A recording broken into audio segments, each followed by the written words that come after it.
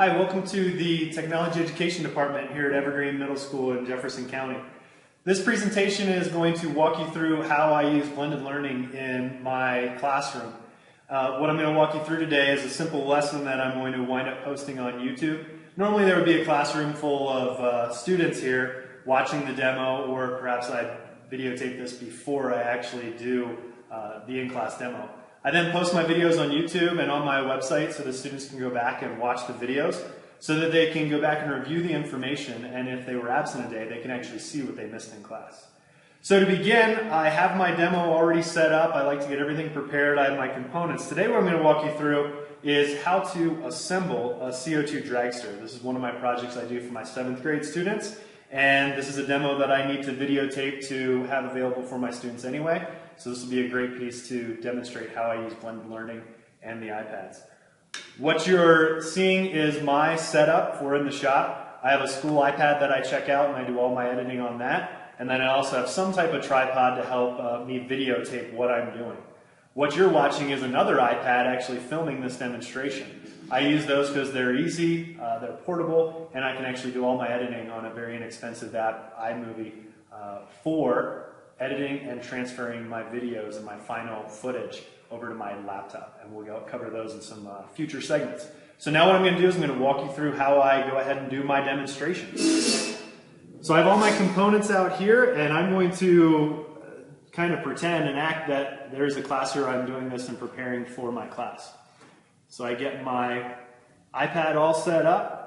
I get my video camera, get everything projected over my area. I try and keep an idea of where my film box is, if you will. This gives me the range for where I will be able to film, so that I make sure if I'm holding my card, it's actually going to be in frame so I don't have to do a second take. So I've actually taped off an area on my workspace here so that I can keep all my components in so the students can see. I like to do close-ups like this if I'm doing a small assembly. I also use this for my machines so I can teach safety. There's lots of applications for this in the core class and also in elective classes. You just have to be a little creative and get the steps down, and before long you can be making movies to demonstrate your activities in class too. So here we go. We're going to pretend that I'm doing this for my class. All right, students, the next step in our CO2 drag. Okay, students, the next step in our CO2 dragster is getting everything assembled for the race. You're going to get a parts kit. It's going to have 2 back wheels, 2 front wheels,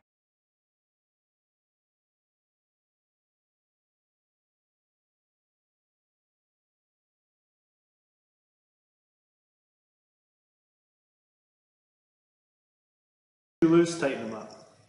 And that completes the final assembly of your dragster.